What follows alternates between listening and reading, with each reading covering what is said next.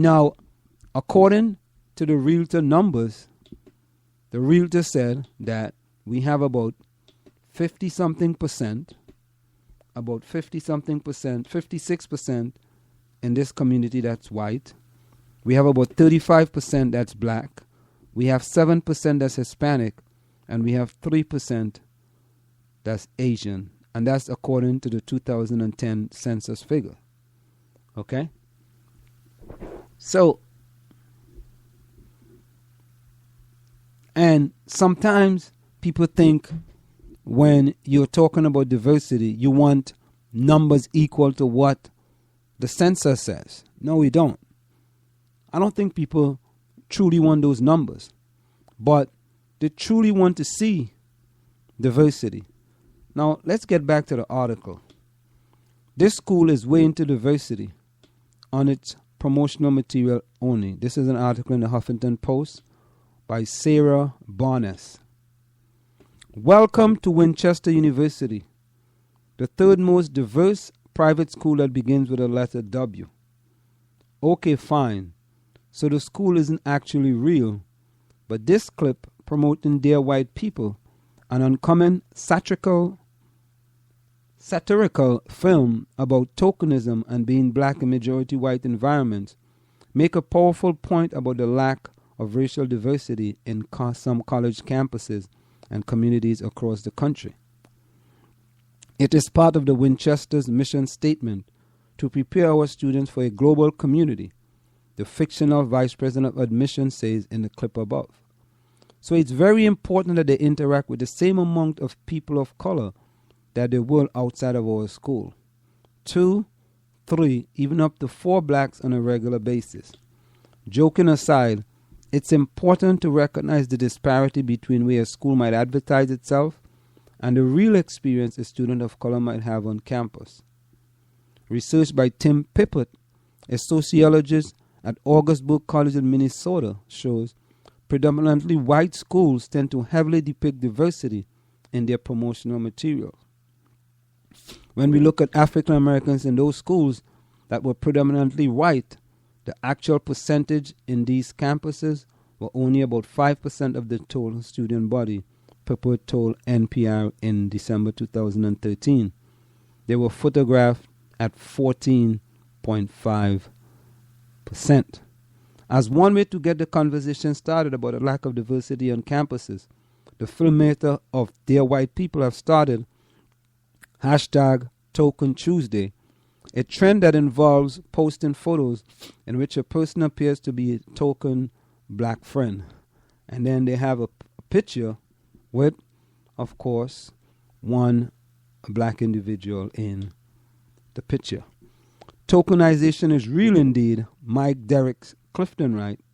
But what matters most is making sure that anyone from a different background is included, appreciated, affirmed, not objectified or turned into a diversity prop.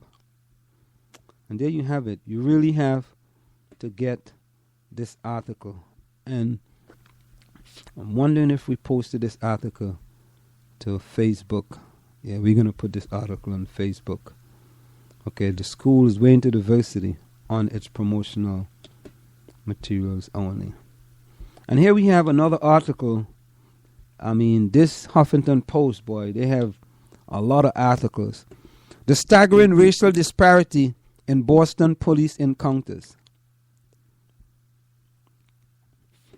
Despite making up less than a fourth of the Boston population, African Americans are disproportionately targeted by the city cops' stop and frisk law, according to a new study. The American Civil Liberties Union of Massachusetts released a report Wednesday detailing a 4-year period of stop and frisk procedures. From 2007 to 2010, blacks made up 63% of all police civilian encounters. The numbers raise eyebrows because blacks make up only 24% of the total population of Boston. So from 2007 to 2010, blacks made up 63% of all police civilian encounters.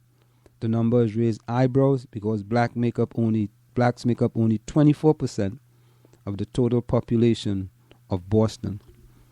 Of more than the 200,000 cases detailed in Boston Police Department records, only 2.5% of those stop and frisk procedures resulted in the seizure of contraband, the Washington Post points out. And then there are several, of course, pie charts showing you those that are stopped and those that are not stopped. You know, the Boston population. The data from the Boston Police Department is clear and compelling. Boston needs to adopt reforms to ensure fair and effective policing, Executive Director of the ACLU Massachusetts, Carol Rose, said in the report. According to the report, young black men were stopped more frequently than young white men, searched or frisked more frequently, and were more likely to be targeted for repeat stop and frisk encounters. And here is more from the ACLU. To stop someone, a police officer must have an individualized and objectively reasonable suspicion that a person is involved in a crime. The report showed instead, in 3/4 of all police-civilian encounters, the officer's stated reason for initiating the encounter was simply investigate person. Investigate person cannot provide a constitutionally permissible reason for stopping or frisking someone, said legal. It only described what the officer decided to do. It basically means, because I said so.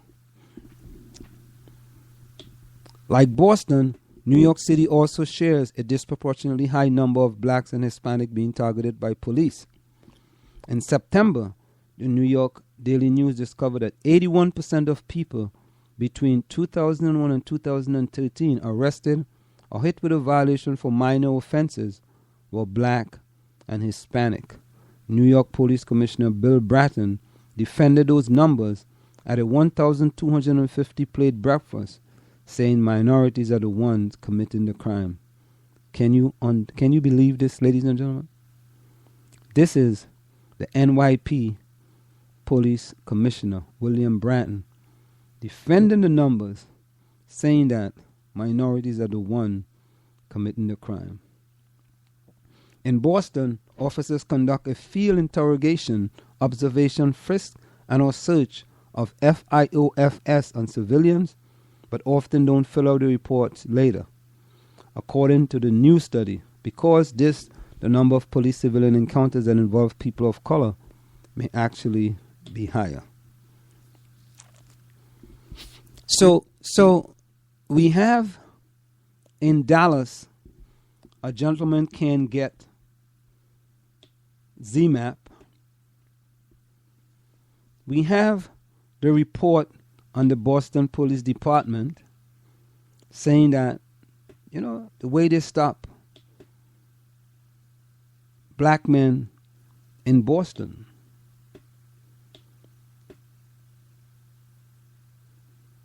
So here is a story about a young black Dominican American. Ivan Richiers, a young black Dominican American, was robbed at gunpoint in the summer of 2011. Two young men took his wallet and cell phone. One of them pistol whipped Ivan, smashing his mouth. Ivan then slowly walked home down Washington Street and right by the District E13 Police Department in Boston's Jamaica Plain neighborhood. As Ivan approached the station, bloodied and battered, he thought the role of the police officers had played in their lives. Ivan grew up in the South Street housing projects of Jamaica Plain. His friends and neighbors came from Boston communities of color, Puerto Ricans, Dominicans, African American, Haitians, and others. Some citizens and some immigrants. For them, the police were a daily presence. Ivan experienced his first stop and frisk on a warm fall evening in 2007 when he was 14 years old. He was sitting with some friends on the benches across from his apartment building. A Boston police car, a blue and white, rolled into the South Street parking lot. Two uniformed officers, both white, jumped out and confronted Ivan and his friends. "Who are you guys? What are you doing here? Where do you live? What gang are you in?" The officers then frisked Ivan. They grabbed at his legs, arm, his torso. One officer reached into Ivan's pocket, but they found nothing on Ivan or his friends. Ivan described his treatment as rough, abusive, and lacking any respect. He says that is common for himself and his friends. When asked how many times he have been subjected to stop and frisk, Ivan says many times, 30 to 40 times, maybe 50. The night Ivan was robbed, he walked past the police station. In his mind, he said, he paused. He thought, should I go inside? Should I tell the cops that I was robbed at gunpoint? He never told the police. He never reported the crime. As a result, the people who robbed him were never caught. Ivan says, what will the police have done for me? I don't trust them after they would have treated me and my people for so many years. You see, these are some of the things that the black community faces. And sometimes people, not just the black community, but Hispanics as well, and many other minorities. And many people think that all you want to do is a tendency to complain. And these 14-year-old guys being stopped over and over. Now, it reminds me of something that I have a concern with. Many times I see kids walking in the streets in South Orange and Maplewood. And most of the times it's the kids of color.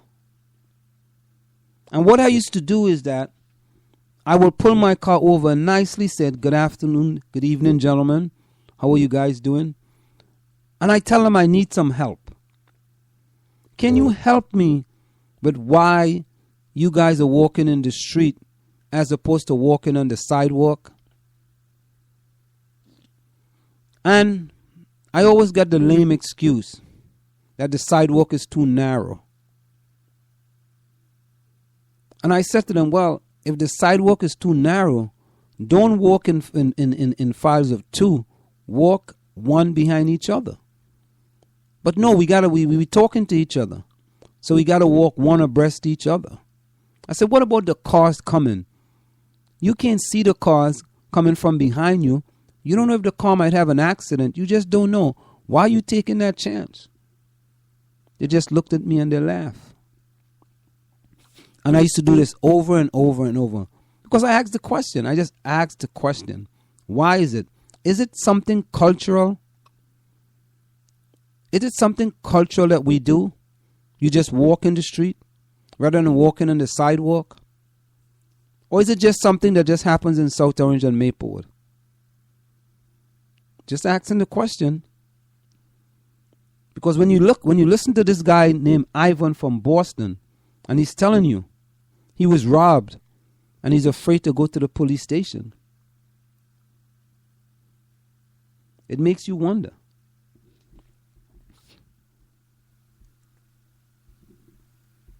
Now the article also said, to stop someone, a police officer must have individualized and objective reasonable suspicion that the person has committed, is committing, or is about to commit a crime. To frisk someone, which is a pattern of a person out of clothing, an officer must have reasonable suspicion that a lawfully stopped person is armed and dangerous. If frisk is not a full-blown search for evidence, it may be used only to seek weapons. Boston Police Department officers are supposed to complete 2487 forms following encounters with civilians. From 2007 to 2010, the form were called Field Interrogation, Observation, Frisk, and or Search, or FIOFS reports. Though as of 2011, they were renamed Field Interaction Observance Encounter, or FIOE reports. At the time, Boston Police Department Rule 323 required officers to complete these reports after observing, detaining, or interrogating a person suspected of unlawful design, after frisking or searching an individual during a stop, and after searching vehicles. Boston police officers refer to these encounters as FIO, but